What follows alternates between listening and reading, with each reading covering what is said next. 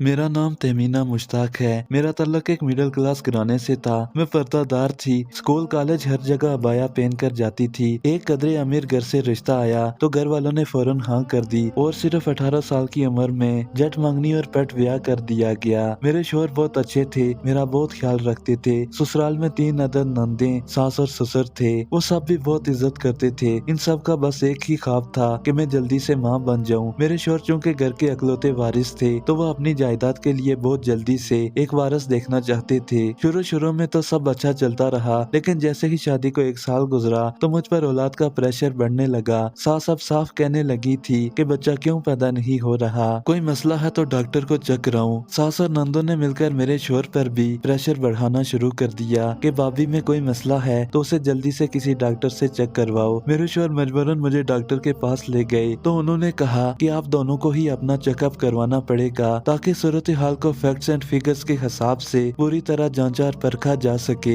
हम दोनों की रिपोर्ट्स ओके थी। डॉक्टर ने कहा कि आप दोनों में वैसे तो कोई मसला नहीं है, बस मेडिकली लिहाज से आप दोनों के खून के मिलाप का इशू है। वो जैसे ही मैच कर गया आप दोनों माँ बाप बन जाएंगे। डॉक्टर ने और भी बहुत कुछ बताया और हदायत दी, मगर मुझे कोई बात समझ नहीं आई, लेकिन मैंने हाँ कर दी। हम दोनों घर आ गए। मेरे शोहर ने घर वालों को तफसील से आगाह किया। उन्हें ये उम्मीद तो हुई कि मुझ में कोई मसला नहीं है, बस अल्लाह की तरफ से कुछ देर है। मगर जैसे ही चंद महीने मजीद गुजरे तो घर वालों को बच्चे का दौरा फिर पड़ गया और अब की बार वो तंज और तानों के तीर भी चलाने लगे थे। मौज कहने लगे थे, बात बात पर बेइज्जती कर देते थे। मैं अकेली कमरे में सारा दिन रोती थी। अपने घर भी कुछ नहीं बता सकती थी क्योंकि वो लोग ज्यादा परेशान हो जाते। मेरे शोहर को भी सास और नंदों ने बदजन करना शुरू कर दिया था, जिसका नतीजा ये निकला कि एक दिन शोहर ने मुझसे कहा, यार हमें जल्दी बच्चा पैदा करना होगा वरना मैं दूसरी शादी करने पर मजबूर हो जाऊंगा। शोहर की ये बात मुझ पर किसी पहाड़ की तरह गिरी। मेरी रातों की नींदें उड़ गई थी। सौतन का अजाब मेरे सीने से किसी सपोली की तरह लिपटने लगा था,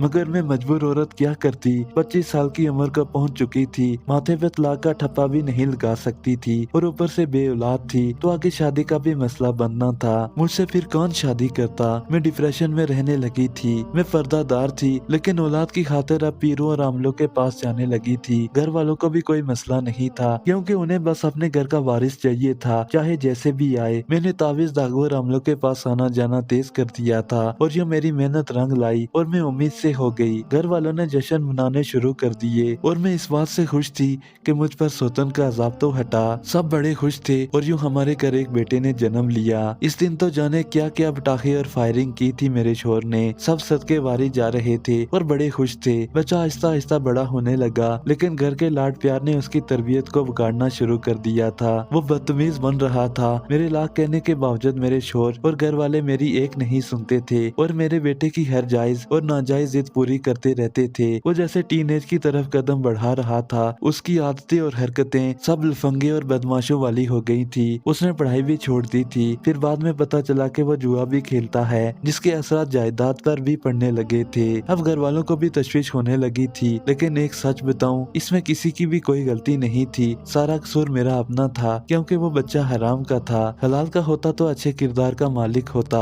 चूंकि ये मत मैं सारा सच बताती हूँ। घर वालों के प्रेशर की वजह से मैं बहुत ज्यादा डिप्रेशन में रहने लगी थी। तलाक और घर वालों की परेशानी और मुस्तकबिल की फिक्र ने मेरी सोचों को अपने काबू में कर लिया था। मैं इस कदर अजियत में चली गई थी कि मुझे गुनाह सवाब की फिक्र से ज्यादा अपनी जिंदगी की फिक्र खाने लगी थी। बिलाखिर मैंने फैसला किया और यूं एक अमल के साथ नाजायज ताल्लुकात कायम कर लिए। वैसे तो सब अमल अच्छे से पेश आते थे, मगर एक अमल बातों बातों में जिता देता था कि वह मुझे गारंटी से माँ बना देगा। बस उसे एक मौका चाहिए, मेरी मन की मुराद पूरी हो जाएगी। और यूं एक दिन मैंने उसे अपना आप सौंप दिया था। मैं जो कि एक पर्दादार और नेक शरीफ लड़की थी, औलाद की वजह से मैं गुनाह करने पर मजबूर हो गई और फिर वाकई में इस अमल ने मेरी झोली में खुशियाँ डाल दी। लेकिन हराम की खुशियाँ देर पा नहीं होती। उसकी समझ मुझे बहुत बाद में आई थी। बेटा जब भरपूर जवान हुआ तो उसने सारी जायदाद को अपने नाम किया और जुए पर हारने लगा। सास ससुर फौत हो गए थे। नंदे अपने घर चली गई थी। एक दिन मेरा शोहर भी दिल का दौरा पड़ने से ये दुनिया छोड़कर चला गया था। मैं शायद अपने गुनाह की सजा देखने के लिए जिंदा थी। बेटे ने एक एक करके सब कुछ बेच डाला था। मुझे भी घर से निकाल दिया था। मैं अब भीख मांगकर अपना पेट पालती हूँ। मैं आखिर में बस यूं ही कहूंगी कि खुदा रहा बे औलादी को कबूल कर लो, मगर मर के भी गुनाह की तरफ मत जाओ, वरना ये दुनिया और आखिरत दोनों खराब हो जाएंगी। अल्लाह भी नाराज मास्क होगा और जिंदगी भी इबरत का निशान बना दी जाएगी।